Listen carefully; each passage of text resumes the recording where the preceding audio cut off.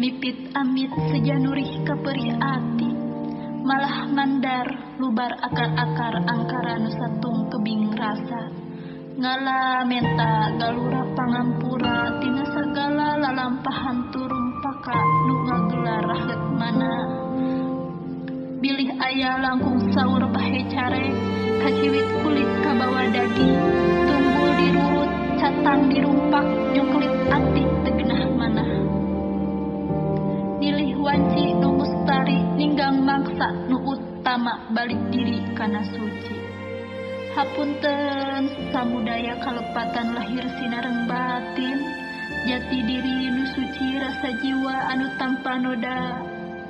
Mugia singa jadi disarengan ku iman takwa, nu antuk nganunda kanya nyimpen kadedeh silih hampura kapapada jalma, taya basa nu bisa direka. Taya saur nu bisa jadi pangjajab catur, bilih aya luhur saur bahe carek tutur nu teka ukur laku lampah nu teu merenah dugi ka ngarahetkeun mana. Di bulan nu pinuh barokah ieu, hayu urang silih lubarkeun silih hapunten lahir batin. Hayu urang mepag Ramadan ku kabungah tur kaikhlasan. Hapunten binarung ikhlas ngalubarkeun ku ikhlasna.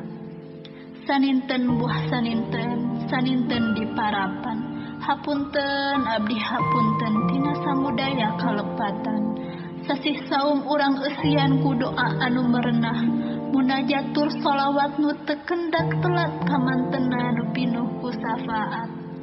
Insya Allah tansiah ginajar kawilujengan sareng kawaluyaan hapunten lahir tumakening batin. Neda dihapunten samudaya kalepatan nu dihaja sinareng teu dihaja. Mugia ibadah urang salawasna aya dina kamulyaan, bilih kantos nyungkelit kana ati kirang merenah dina manah, kabadug rasa dina basa atanapi kasindir sampir pribados. Mugi ridho ngahapunten samudaya kalepatan, wening galih jembar manah nu kasuhun, neda sing hapunten rehna mayunan dina ieu sasi saum. Mugi ibadah saum kenging hidayah sareng barokah oge aya dina karidoan Allah Subhanahu wa taala. Amin ya Allah ya Rabbal alamin.